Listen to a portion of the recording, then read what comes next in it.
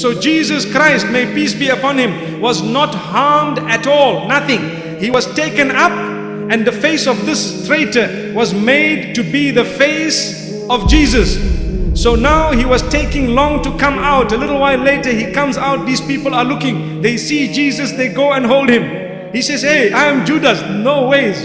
So if you are Judas, where is Jesus? And if you are Jesus, where is Judas? They went back in. So they didn't know. They were also a little bit confused, but facially they knew this is Jesus. And this man is continuing to say, I am not Jesus, I am Judas. They took him, they put a huge cross for him, they nailed him into the cross, and according to one narration, they took a crown of thorns as a means of disgrace for him, and they placed it on his head, and they were happy telling everyone, we have crucified Jesus. But Allah knows Jesus was taken well before anybody could harm him.